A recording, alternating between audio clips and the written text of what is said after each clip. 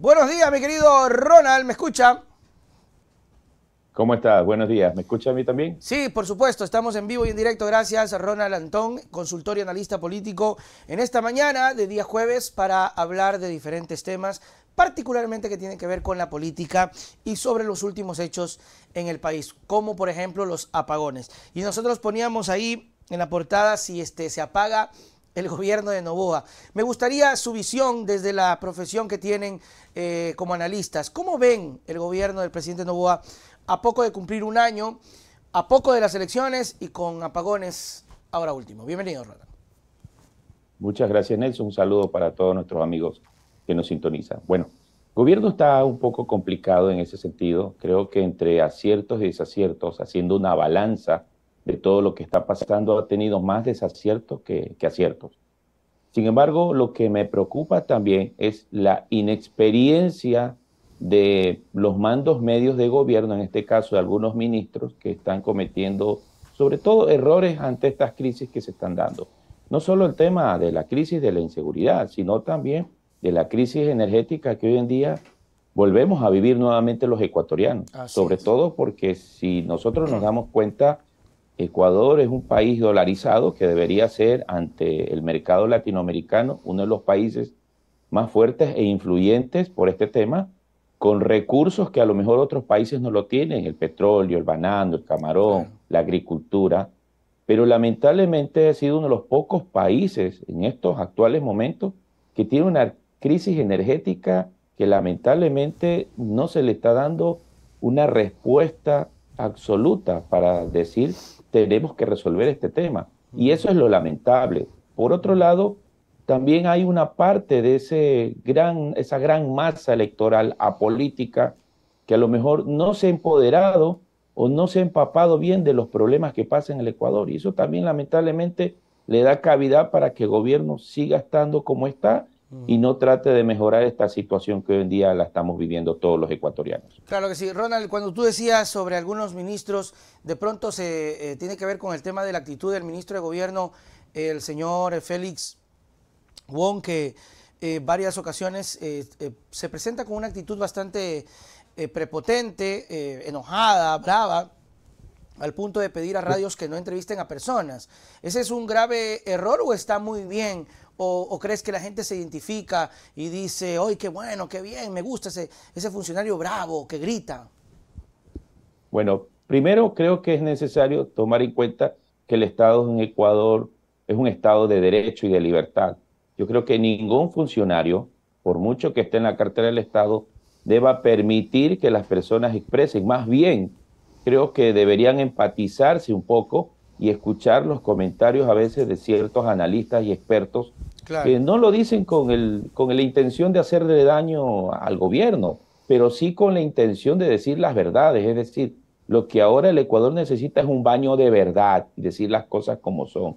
Y me parece que la actitud del ministro Wong es totalmente inapropiada desde cualquier punto de vista.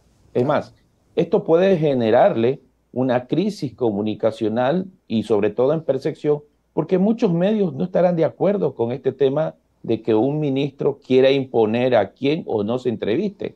Entonces, no podemos hablar de la libertad de expresión que hoy en día, pues Ecuador debe ser ejemplo por todo lo que está pasando. Y lamentablemente yo pienso que la actitud, puedo decirlo así, soberbia o prepotente del ministro, no le genera un vínculo positivo en su imagen. Más bien, eso creo que le va a generar un poco de fastidio mediático, por decirlo así, Claro. con algunos medios que a lo mejor van a tener cuidado de no entrevistarlos. Entonces creo que es necesario que los ministros sean un poco más empáticos, solidarios con la situación que esté pasando. Yo creo que ante tanto problema, ante tanta polaridad, ante tanta violencia que hemos visto, creo que recurrimos y necesitamos que los ministros generen una calma o generen una empatía que hoy en día los ciudadanos ecuatorianos lo necesitamos.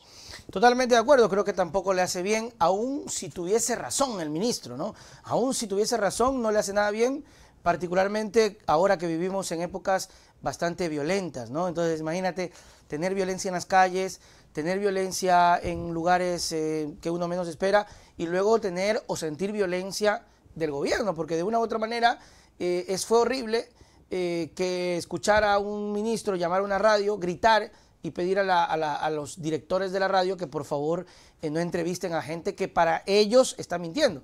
Que está bien, porque cada quien defiende su metro cuadrado y el gobierno defenderá su gestión aun cuando esté haciendo mal.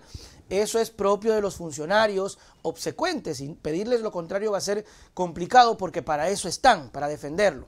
Ahora, el trabajo de ustedes como consultores o analistas, que es ver el panorama un poquito de lejos, ya pueden tener más perspectiva de las situaciones, de lo que está ocurriendo.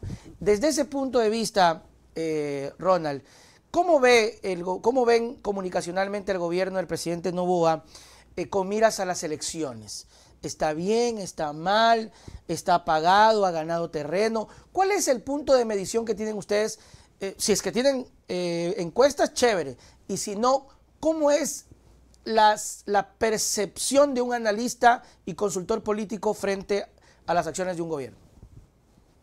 Bueno, aquí hay que diferenciar algo muy importante que tú acabaste de decir. Es necesario que los gobiernos generen un contraste de información en cuanto al tema que ha pasado con el ministro.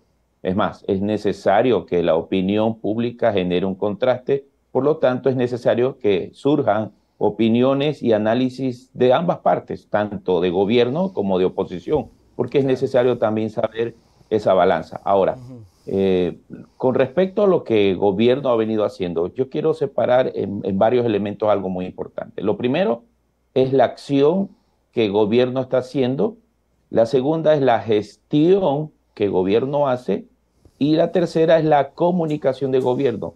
Yo pienso que ellos están saltando algo muy importante que es la gestión de la comunicación o la gestión de gobierno que está tratando de masificarlo. Yo siempre lo he dicho a las autoridades, a los alcaldes, a los prefectos, no hay mejor publicidad política que una gestión eficiente. Claro. Cuando un alcalde hace una buena obra, cuando un prefecto hace una buena obra, no necesita de tanto publicitarse, porque las referencias de una obra eficiente van a llegar por sí solos, y eso es lo que se eterniza en la memoria de los electores, de los votantes, de los ciudadanos. Por lo tanto, la eficiencia de una acción y la eficiencia de una gestión creo que facilitará una comunicación política. Yo creo que el gobierno necesita mejorar muchísimo en cuanto al tema de gestión.